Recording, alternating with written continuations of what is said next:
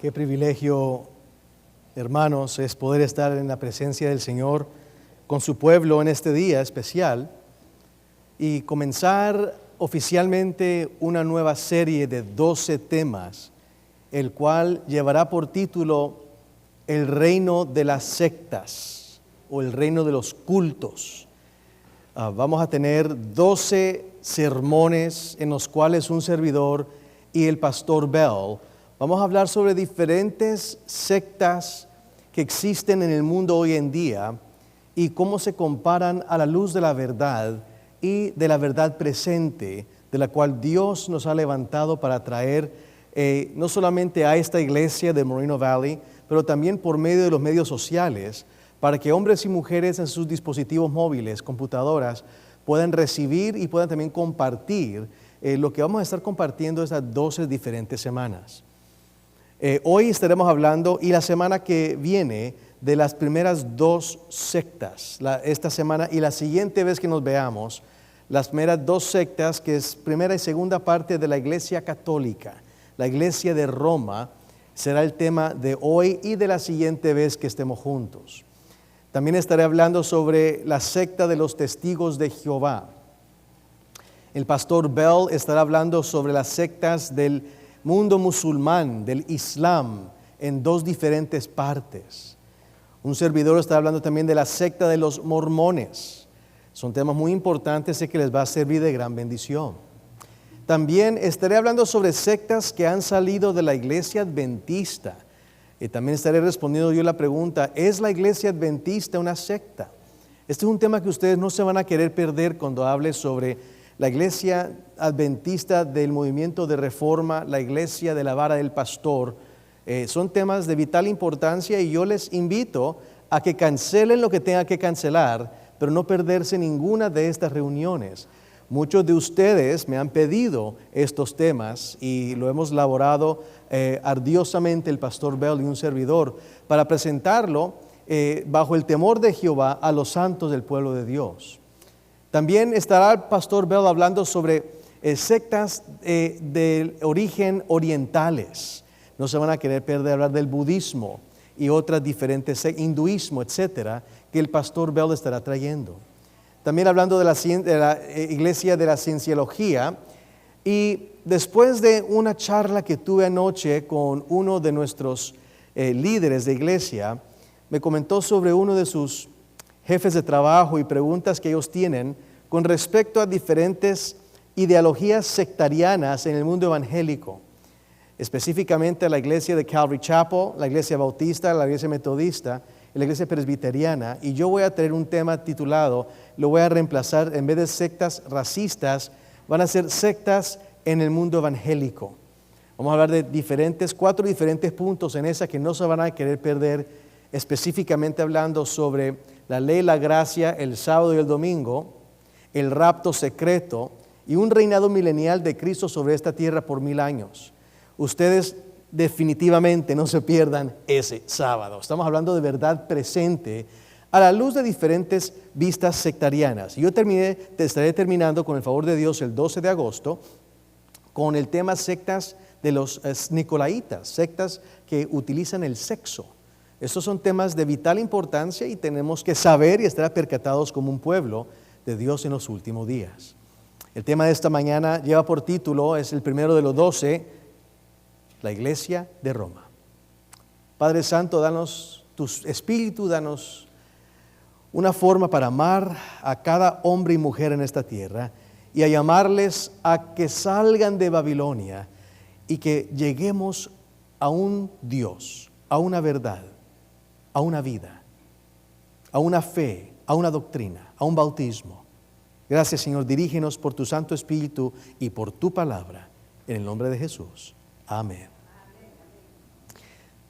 ¿Qué es una secta? También se puede traducir un culto. En inglés es un cult, un culto, una secta. Yo escribí esta definición, la vi en diferentes fuentes, Merriam-Webster Dictionary, Oxford Dictionary, mi propia experiencia. Y esta es una definición que será el fundamento de cada presentación en las que yo estaré presentando, una secta es un sistema de creencias.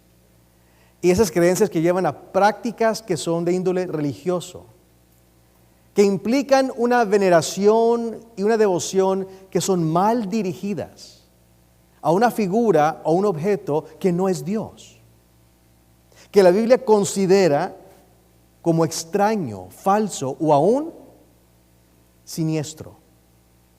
Dichas prácticas alejan a las personas de la doctrina bíblica y fundamental de Cristo e implican la adoración a otro en lugar de la adoración al Dios verdadero. La secta más grande que existe en el mundo, le debemos mucho a ella. Es importante que entendamos, y quiero hacer esto muy claramente para mis hermanos y hermanas de la Iglesia Católica, aunque el tema de hoy y de la siguiente semana trata con vuestra iglesia. Les pido que tengamos un corazón abierto a lo que solamente dice la palabra del Señor, pero no estamos hablando en contra de la gente. Hay más del pueblo de Dios en la Iglesia Católica que en cualquier otro pueblo de todo el mundo. Dios tiene más gente en la Iglesia Católica por los millones de millones que los ama y le está pidiendo salir de ella y los llama pueblo mío. No estamos hablando en contra de la gente. La Iglesia Católica nos produjo el canon que tenemos hoy en día, lo que se llama el Nuevo Testamento, poniendo bien los libros del Nuevo Testamento. Aún en tiempos donde había herejía y se querían meter otros libros que no tenían nada que ver con lo que tenemos hoy en día llamado el Nuevo Testamento. Hablamos de la Iglesia Católica y agradecemos a Dios por el liderazgo que Dios dio en esa época, hace más de 1500 años. Cuando se estaba estructurando el conocimiento de quién es Dios. ¿Será un ser con 3 cabezas? ¿Un Dios que deja de ser y se convierte en otro, el modalismo? Y fue por medio de muchos concilios que la Iglesia de Roma nos dio el entendimiento de la deidad, Dios Padre, Dios Hijo y Dios Espíritu Santo. ¿Ustedes sabían las barbaridades y medias durante esa época sobre el hecho de la naturaleza de Cristo? Y gracias a Dios entendemos quién es Jesucristo y fue formado por esa época donde no había iglesia protestante, donde la única iglesia de los cristianos era la iglesia universal que salió de Roma occidental. Hay millones de personas, hay cientos de millones de personas, pueblo de Dios en la Iglesia Católica, que Dios ama y que Dios está llamando a que le conozcan no por medio de una religión, sino por medio de una relación. Hay grandes personas en la Iglesia Católica que han dado su vida aún en martirio. Y no solamente en martirio, pero también su vida en ejemplo. Yo creo en mi forma personal de ver cosas, que de las personas más cerca del trono de Dios, que va a estar llena de ese gran amor de Jesucristo, fue esa bendita María Teresa de Calcuta. ¿Cómo es que una mujer se dio de devoción completo a tocar a los leprosos, a vivir con colonia de leprosos, a traerles pan, darle esperanza a gente que necesitaba escuchar un toque de Dios?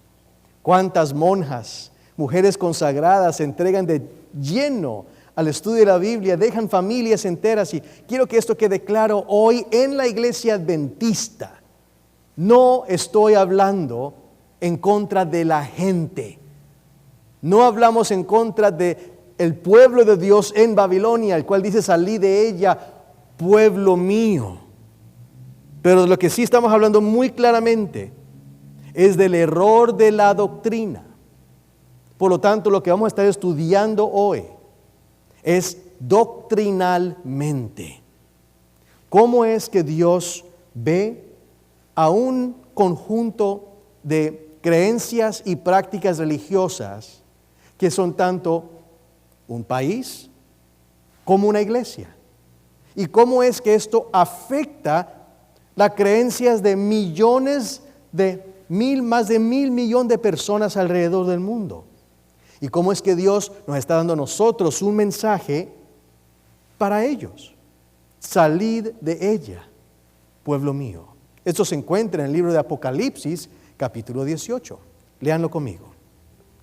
Después de esto vi a otro ángel descender del cielo con gran poder, y la tierra fue alumbrada con su gloria. Y clamó con voz potente diciendo: ha caído la gran Babilonia, y se ha hecho habitación de demonios, y guarida de todo espíritu inmundo, y albergue de toda ave inmunda y aborrecible. Y oí otra voz del cielo que decía: salid de ella, pueblo mío. Dios está en contra de la doctrina del vino de fornicación con el cual todos los reyes de la tierra se emborracharon. Está en contra de la persecución y de las doctrinas, no de la gente. Y eso es lo que yo quiero que quede claro. Que nadie diga: escuché ese sermón y le está dando duro a los católicos. No. Se le está ofreciendo un abrazo al católico, un beso santo, ósculo sagrado al católico. Es un llamado de Dios que Él quiere que tú tengas eso vibrando en tu corazón como en el mío. Salí de ella con amor, pueblo mío. ¿Por qué? Porque vamos a entrar a una época de plagas. Y Él dice: para que no seáis partícipe de sus pecados, porque si te quedas sabiendo la verdad, eres partícipe del mal que hacen. Y que no recibáis parte de sus plagas que han de venir, porque sus pecados han llegado hasta el cielo y Dios se ha acordado de sus maldades, y Él va a juzgar este mundo con juicio y van a venir plagas. Pero antes de ese tiempo de juicio y tribulación, Dios está levantando un pueblo como este en Moreno Valley, diciéndole: salí de ella, pueblo mío. Ahora, aquí comienza el estudio bíblico. Es fundamental el versículo que cada católico conoce de memoria y cada protestante conoce de memoria. Y es importante entender este punto como el primer botón en el primer hueco. Juan 14:6. Jesús le dijo: yo soy el único camino. Yo soy la única verdad. Yo soy la única vida que Dios Padre recibe. Nadie viene al Padre si no es solamente por un camino, por una verdad y por una vida. Cristo nunca dijo: yo soy uno de muchos caminos. Yo tengo parte de muchas verdades. Y hay muchas vidas que Dios acepta junto con la mía. No. Que esto quede claro, mis hermanos y mis hermanas, y mis queridos amigos y hermanos y hermanas católicos. Tú que amas a Cristo. Y mi hermosa bisabuelita, mamá Rita, se arrodillaba y se hincaba allá en Colombia. Y subía ahí en el departamento de Santander y le salía sangre para besarle los pies a la que una vez que ella conoció el mensaje adventista, ella fue la que abrió la iglesia adventista y luego la iglesia del movimiento de reforma. No se pierdan el tema de aquí a un mes y medio, cuando yo hable de eso. Porque yo comencé mi ministerio como pastor de la iglesia adventista del movimiento de reforma. No se van a querer perder ese tema. Mucha verdad presente sale de este púlpito. No se pierdan los temas, hermanos. Y si se lo pierden, vean, estos están grabados gracias al ministerio del brother Jesse. Pero dice Jesús claramente: las personas que van a amarme van a valorarme como el único. Y eso es lo que nos distingue a nosotros como cristianos de la iglesia católica. Si solamente Jesús es el camino, la verdad y la vida, y si nadie llega al Padre si no es por Él, ¿qué dice eso de el ministerio de la bendita Virgen María?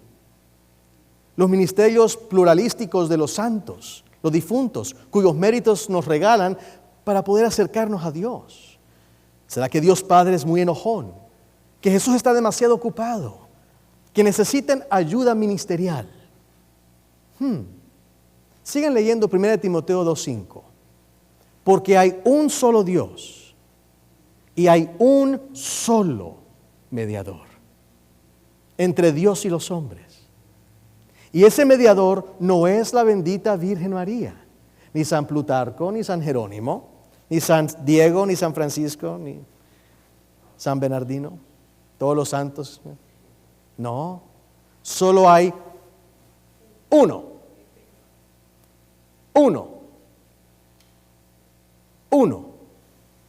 Y ese es Jesucristo, el hombre. Wow. Sigamos leyendo, 1 Juan 2. Hijitos míos, esta cosa os escribo para que ninguno peque. Pero si alguno hace un error y comete un pecado, abogado tenemos. No dice abogados, como que hay mucha gente que aboga por nosotros allá arriba. Abogado quiere decir uno, solo un mediador que con su mano humana se aferra a la tuya y dice, yo te entiendo. Pero con su mano divina se aferra a su Padre y dice, yo te entiendo, tú eres santo, santo, santo, yo te entiendo, tú eres pecador. ¿Y qué hace Cristo? Une ambas manos en el mismo. El único pontífice. Pontifixus.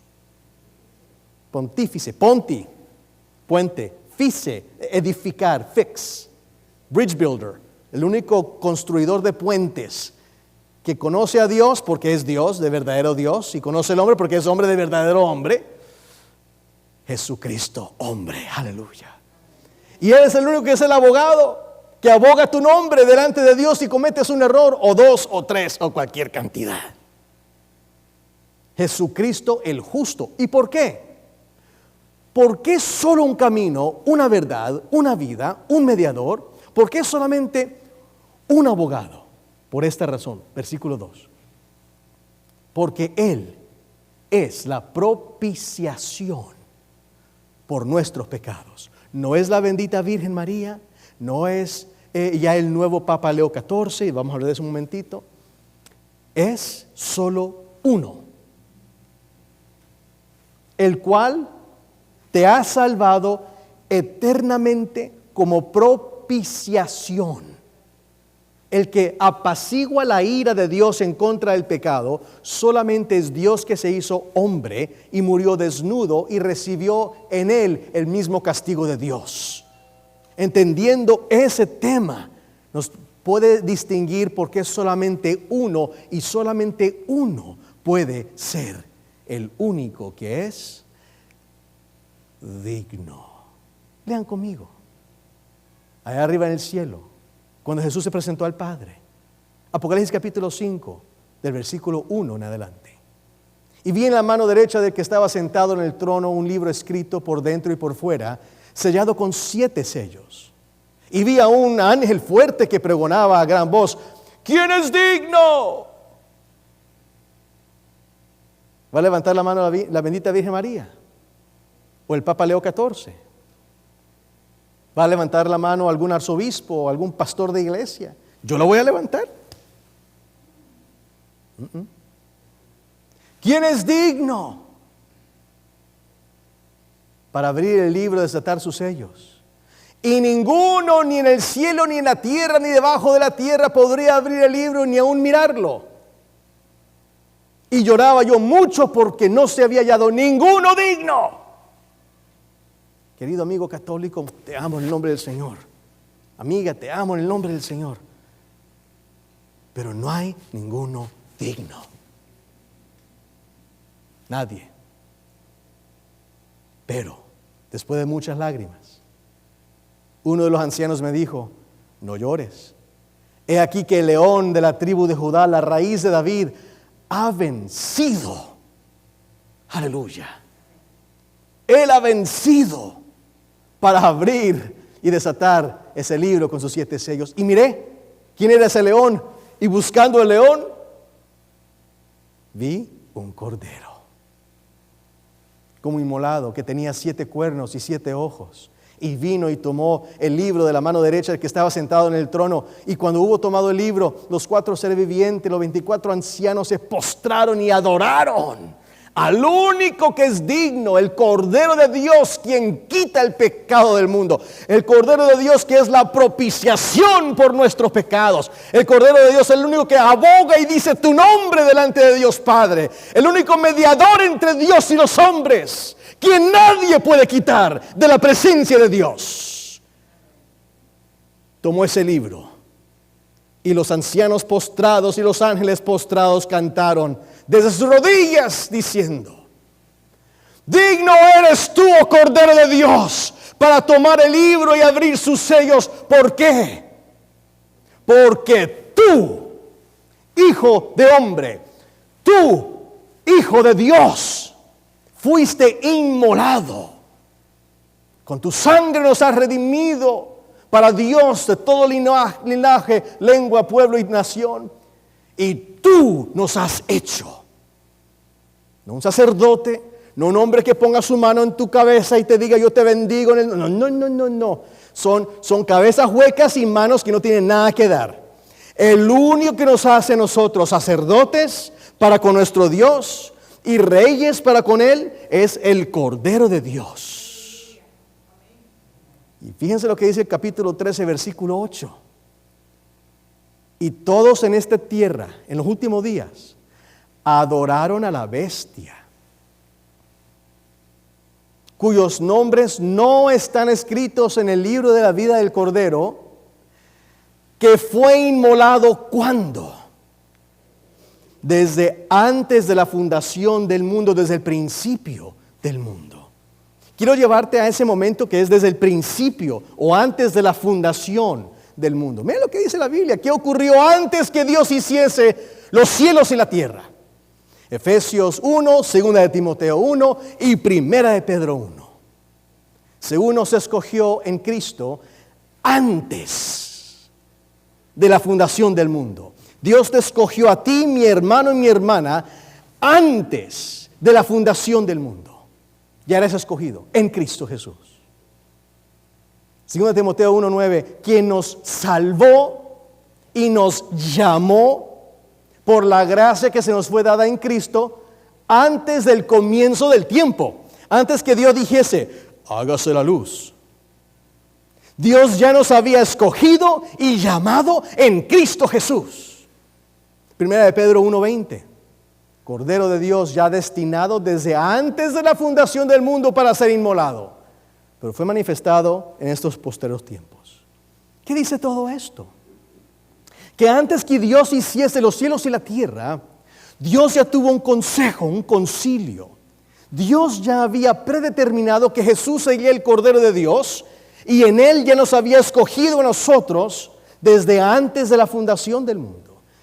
¿Qué fue lo que Dios hizo antes de la fundación del mundo?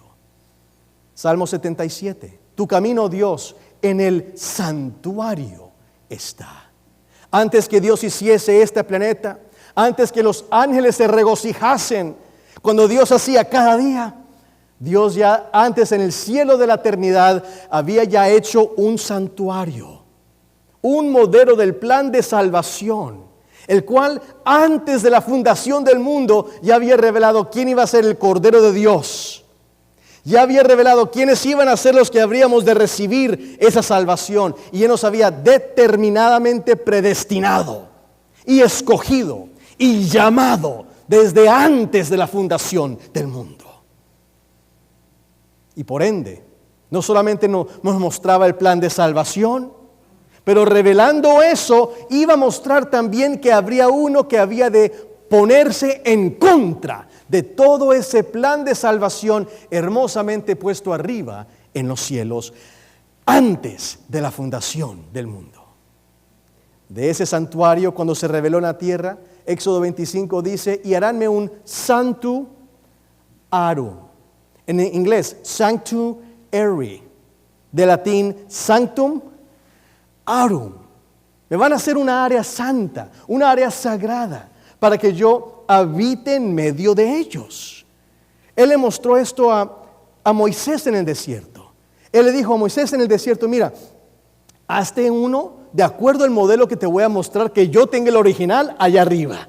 Ese verdadero tabernáculo que ninguna mano ha hecho sino Dios mismo. Ese tabernáculo celestial en el cual Cristo es el sumo pontífice. De ese arriba que está vacío ahorita, hazte una copia en la tierra. Y así la hizo en la tierra. Con una entrada por la puerta donde tenías que darle tu espalda al nacimiento del sol, al oriente. Y entrar yendo hacia el occidente. Y entrando ibas a encontrar, si llovía, un atrio. Todo se mojaba. Un altar de sacrificio donde se mataba el corderito. Un lavacro donde el sacerdote se miraba como un espejo que estaba limpio, se lavaba y entraba a una carpa. Y esa carpa se llamaba el tabernáculo del testimonio. Y esa carpa estaba dividida en dos diferentes partes: el lugar santo y el lugar santísimo. Con esto Dios está dejando entender muchas grandes realidades, muchas grandes verdades, sobre las cuales el pueblo de Dios en los últimos días iba a entender, iba a compartir, y esa es parte de ese llamado diciendo, salí de ella, pueblo mío. Dice esto en el libro de Hebreos capítulo 8. Ahora bien, el punto principal de lo que venimos diciendo es esto. Nosotros tenemos tal sumo sacerdote, el cual se sentó a la diestra del trono de la majestad en los cielos, un ministro del santuario y de aquel verdadero tabernáculo, quien Dios mismo, el Señor, levantó, y no el hombre, las cuales sirven a lo que es figura y sombra de las cosas celestiales. Entendemos, hermanos, que hay cosas tomando lugar arriba en el cielo ahora, hoy mismo, que están afectando cosas que suceden aquí en la tierra. Que lo que tuvimos aquí en ese santuario terrestre eran sombras de bienes venideros.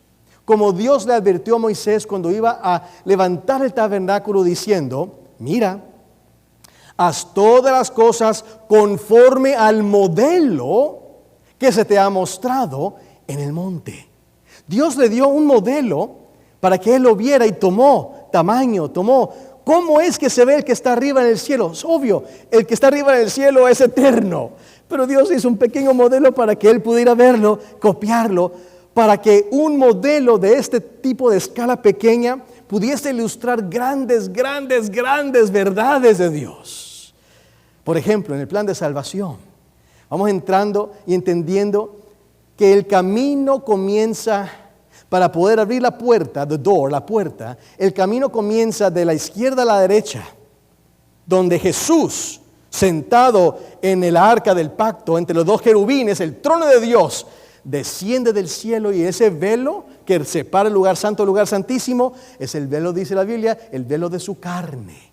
Jesús, Dios Espíritu, se hizo carne. Y Él habitó entre nosotros. El lugar santo es Jesús, es esa luz del mundo, lleno de los 7 espíritus de Dios que están delante de su trono. Jesús es ese pan de vida, los panes de la proposición. Jesús es el sacerdote que está levantado al lado del altar de incienso, y Él ofrece con sus méritos aún nuestras propias oraciones que ascienden a Dios. Este mismo Cristo sale ahorita al lavacro, este mundo, y Jesús es bautizado por Juan, su primo. Y 3 metros y medio después, o 3 años y medio después, ahí está el altar de sacrificio, donde Cristo, como Cordero de Dios, muere sobre ese altar de sacrificio, completamente pone a un lado la ira de Dios en contra del pecado, y ahora Jesús, y solo Jesús, abre la puerta. Abre la puerta. ¿Qué dice Romanos 5? Porque si siendo enemigos fuimos reconciliados con Dios por la muerte de su Hijo, mucho más estando ya reconciliados, ¿seremos salvos por nuestras buenas obras? ¿Seremos salvos por la vida de Cristo más lo que el Espíritu Santo hace en nuestro corazón? Hermanos y hermanas, esa es la doctrina católica. Eso es lo que dice tu iglesia, mi querido amigo y amiga que está viendo esto. Y la Biblia dice que solo somos salvos es solo por una vida, y no es la tuya. Es una vida ajena. Es una vida con una justicia perfecta, con una perfecta guardanza de los mandamientos. Este Jesús es el que nos escuchen hermanos, nos reconcilia con su muerte y nos salva con su vida. No necesitamos una iglesia o un sacerdote humano por medio del cual poder decir, yendo por allí, obtenemos vida eterna. Somos salvos por su vida.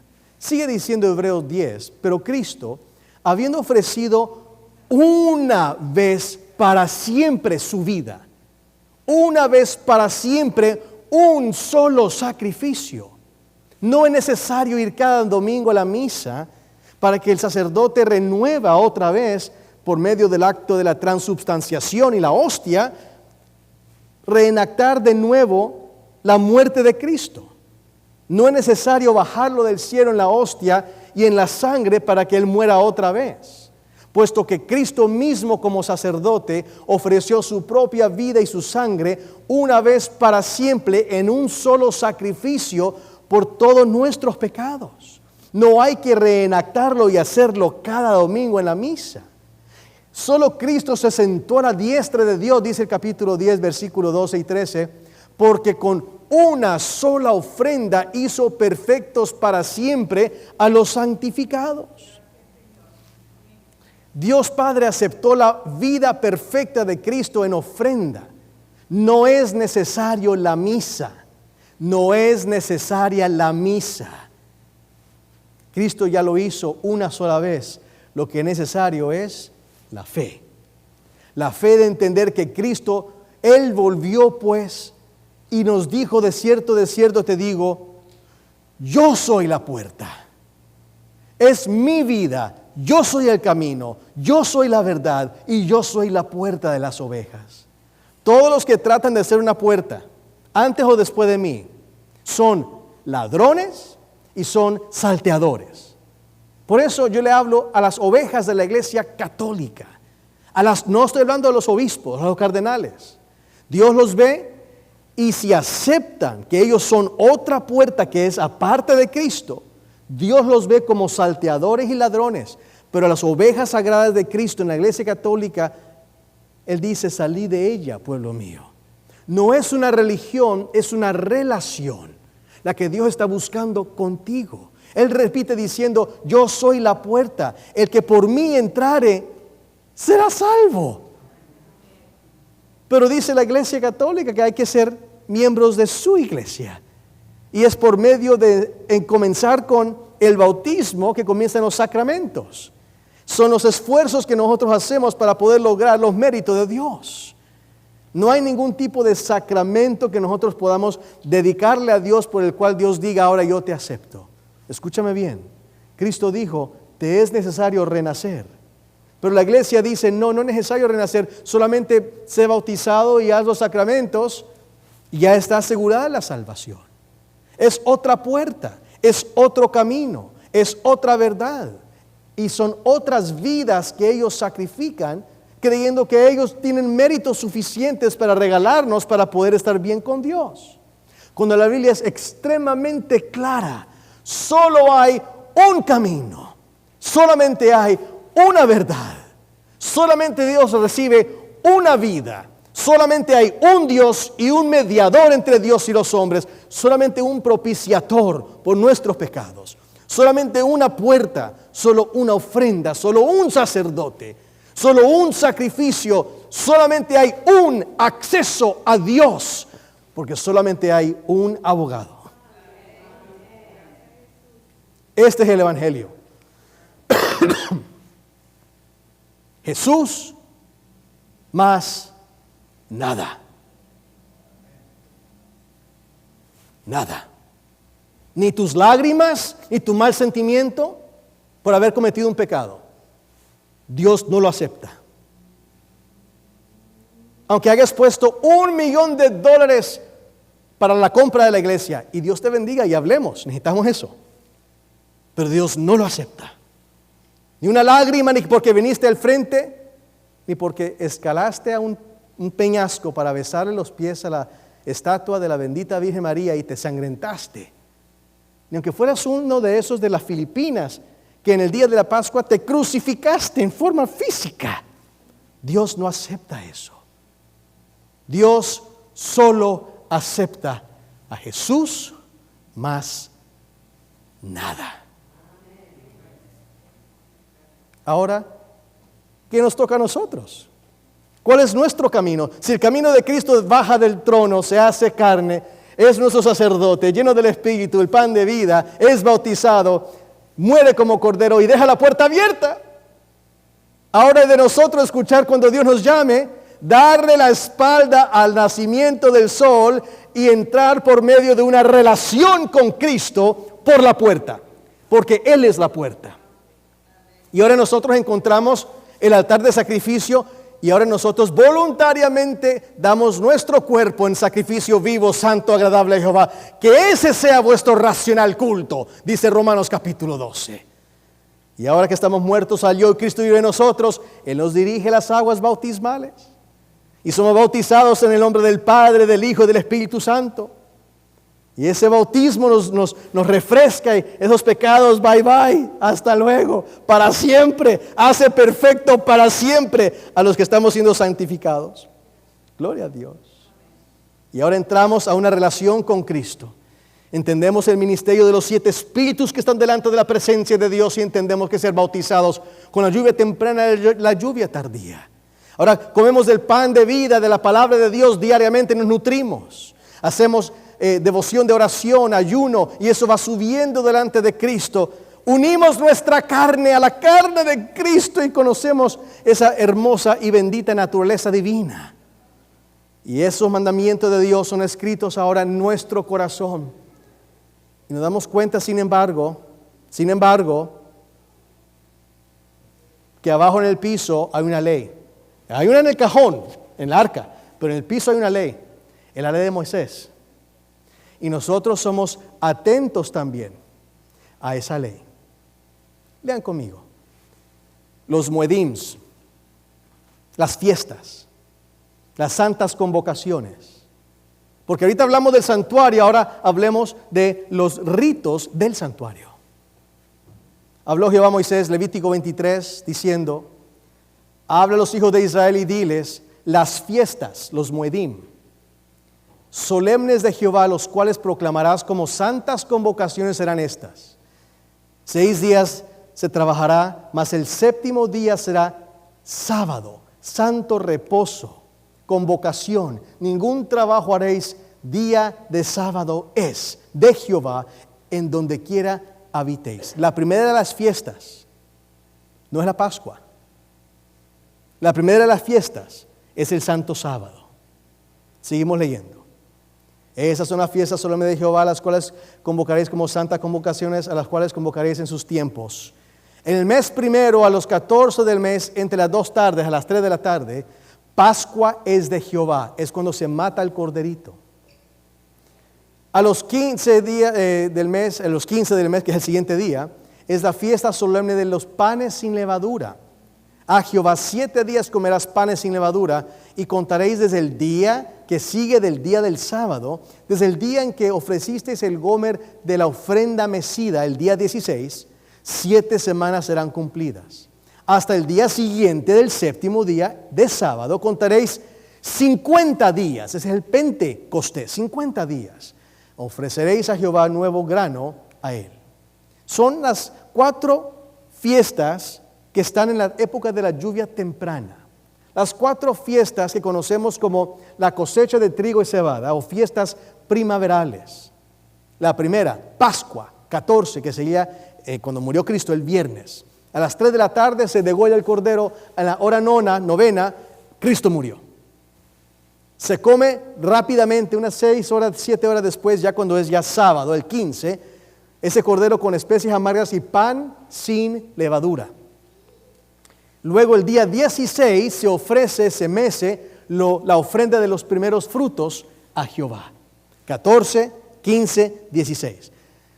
En ese 16 van a contar 7 sábados, que son 49 días.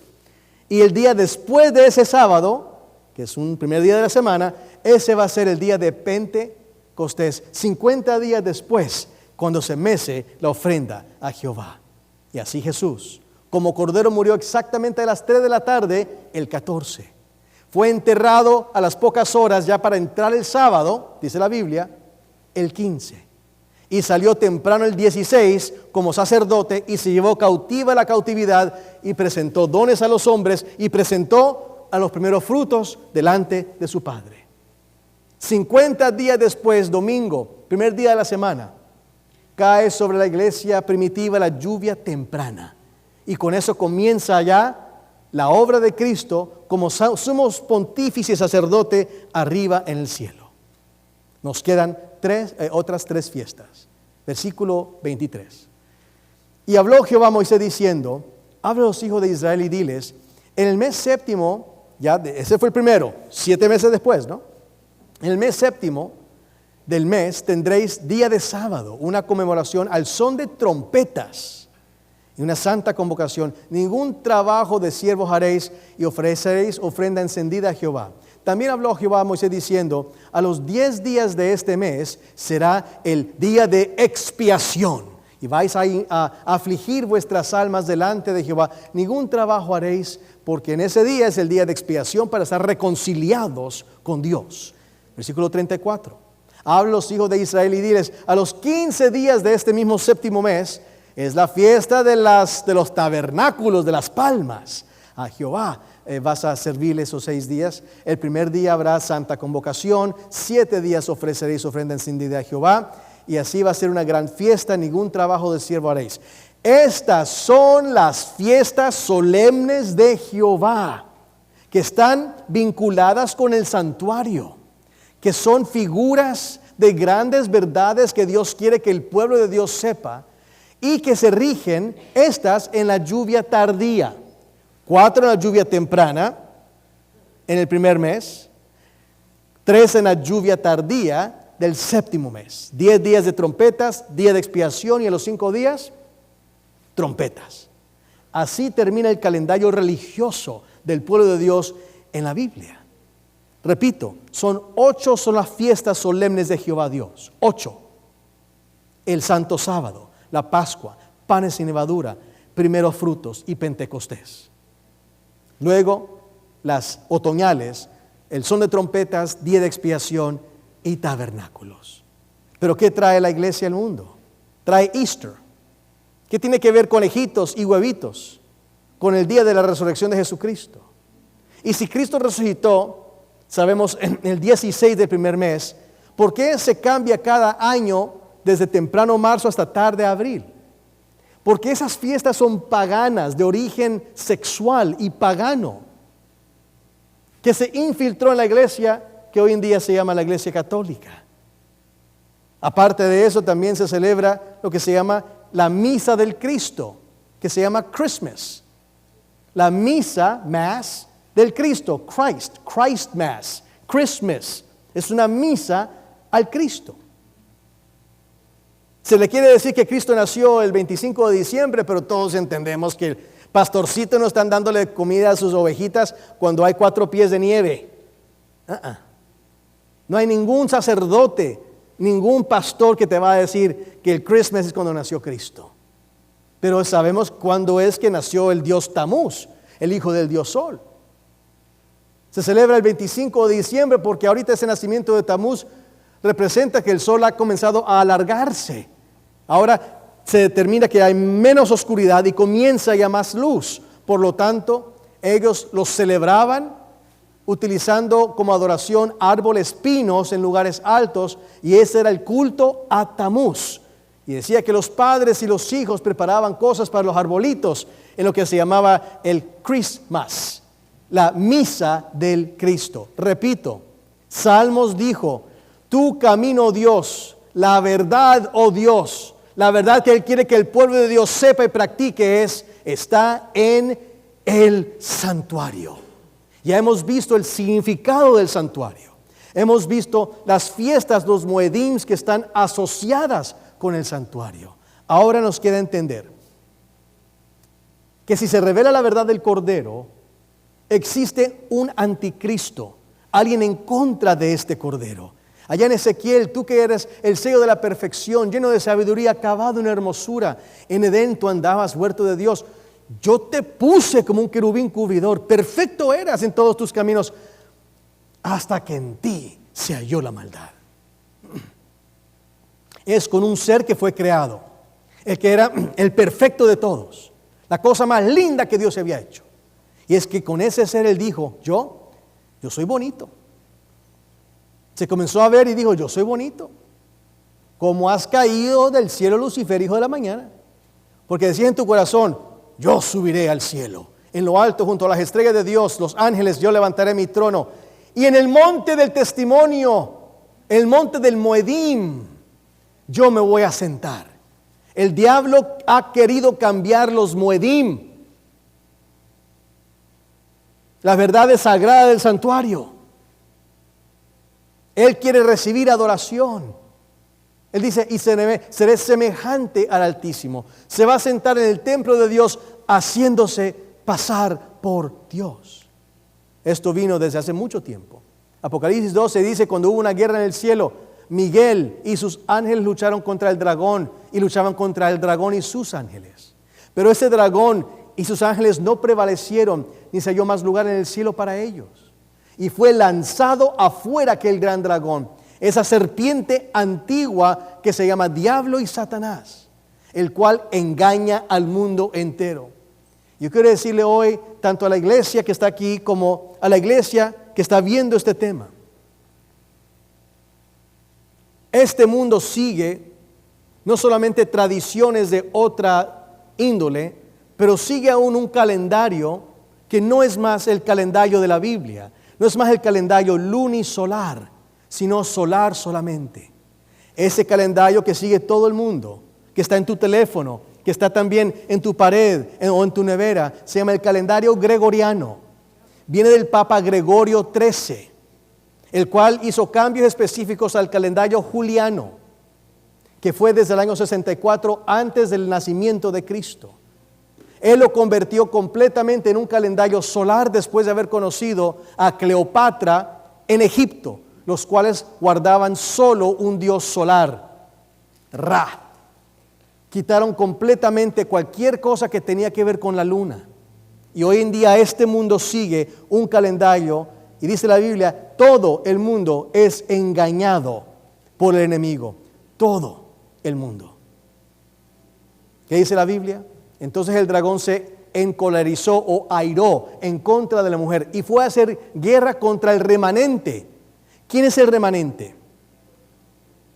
El remanente es los que nos siguen los calendarios y nos siguen las fiestas y nos siguen los ritos y nos siguen las doctrinas del otro camino, de la otra verdad, de la otra vida, del otro sacerdote. Los que guardan los mandamientos de Dios y se aferran al testimonio del sermón que yo les estoy exponiendo esta mañana. Se le llama eso la doctrina de Cristo o el testimonio de Cristo. El diablo odia el camino. Tu camino está en el santuario. Él odia la verdad del santuario. El diablo odia la verdad del arca del pacto, del lugar santísimo.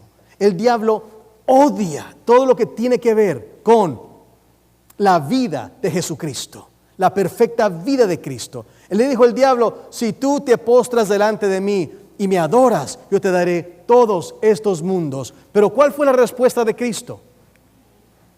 It is written. Escrito está, y del diablo odia la palabra de Dios. Las sectas se conocen porque ellas buscan y tienen otros libros aparte de la Biblia sobre los cuales edifican su propia fe. Pero la Biblia dice, bienaventurado el que lee y escucha y hace las palabras escritas en este libro. El diablo está odiando también a los Moedim, a las fiestas del Señor. Él odia todo lo que tiene que estar vinculado con el santuario celestial. Él odia los Moedim, él odia la Pascua, porque la Pascua muestra ese día cuando Dios levantó a su pueblo y hubo otro pueblo que él destruyó. Termino con esos pensamientos. Hace un par de semanas, Jorge Mario Bergoglio murió, conocido como Francisco. Murió el 21 de abril y 2 semanas después, hace un par de días, ya salió un humo blanco, el cual dice habemos un papam, tenemos ya un papa, se llama Robert Prevost, Robert Francis Prevost, él es de Chicago, Illinois, el primer papa americano.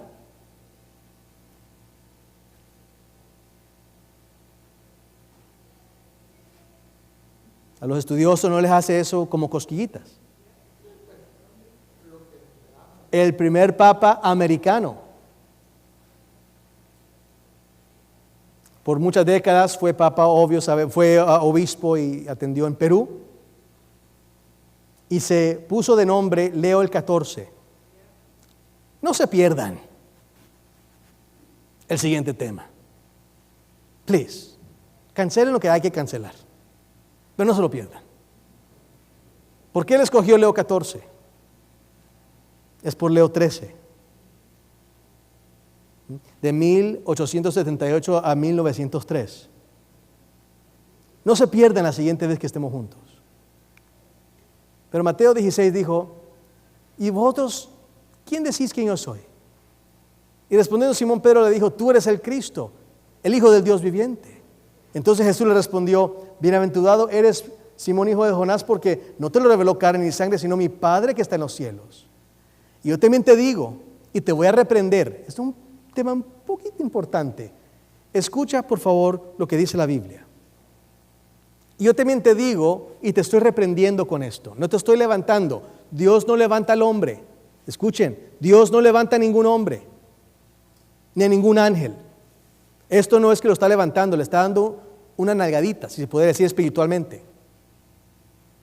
Yo también te digo que tú eres Petros.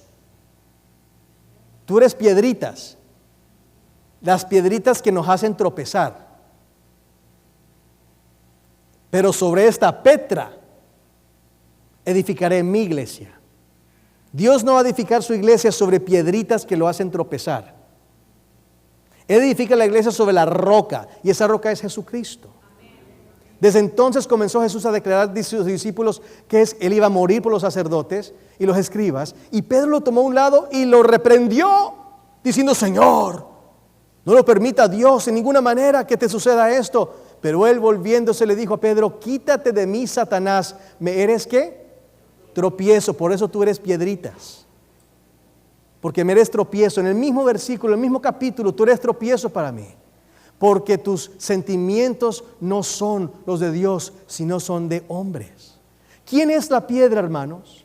¿Será la piedra Pedro y todos los pontífices de Roma, desde él hasta Leo el XIV? La Biblia dice quién es esa piedra. Cuando Daniel le mostró a Nabucodonosor que venía una piedra para pegar a los pies de esa imagen, esa piedra, dice la Biblia, era el reino de Cristo, con Cristo como cabeza. En los días de esos reyes, el Dios del cielo va a traer un reino, una piedra que va a consumir a todos los reinos. De la manera que viste que el monte fue cortada, una piedra, una roca. Esa piedra representa el reino de Cristo, y el gran Dios ha mostrado lo que va a venir. Mateo 7, Cristo dijo, por tanto, todo aquel que oye estas palabras mías, edifica sobre ¿qué? La piedra. La piedra son Cristo y sus palabras. Este versículo asocia claramente que el fundamento firme son las enseñanzas de Cristo. Porque nadie puede poner otro fundamento que no es este, Jesucristo, la única piedra. Efesios 2:20, habéis edificado sobre el fundamento de los apóstoles y profetas, siendo la piedra angular Cristo Jesús. Si Pedro es uno de muchos apóstoles y de muchos profetas, pero la única piedra es el Señor Jesucristo. Hermanos y hermanas, me queda mucho más por compartir, pero lo más importante es entender esto, lo que Dios nos está diciendo, y esto vamos a verlo ya la semana que viene. Cristo dijo, yo soy el camino, yo soy la verdad, yo soy la vida. Solamente existe un camino, una verdad, una vida, un sacerdote, una ofrenda, un acceso, un abogado, un mediador. ¿Quisieras tú poner toda tu confianza en aquel que es el único por el cual Dios ha dado para que todo hombre y mujer sea salvo? ¿Quisieras tú decirle, sí, Señor Jesucristo, ven y entra en mi corazón? ¿Cuántos dicen sí en el nombre del Señor esta mañana? Pongámonos de pie para una última oración. Te agradecemos, oh Santo Padre, por estas realidades que nos has mostrado. Te agradecemos por mucho pueblo que tú tienes en la Iglesia Católica, tu pueblo, que tú estás llamando a que salgan de Babilonia, salgan de la confusión, salgan de la organización y religión organizada por hombres y entren a una relación vitalicia con tu Hijo amado Jesucristo, el único nombre dado a los hombres por el cual nosotros podemos y debemos ser salvos. Gracias por tan grandes verdades que tú has compartido con tu pueblo en este día. Ahora ayúdanos a entenderlas, a conocerlas y a compartirlas con hombres y mujeres que tú has predestinado a que salgan de Babilonia, que se unan a un pueblo que guarda tus mandamientos, guarda los muedims y tiene el testimonio del Señor Jesucristo. A ti sea toda la honra y toda la gloria por los siglos de los siglos. Amén. Y así sea. Dios les bendiga, hermanos. Ahora procedemos a la escuela sabática.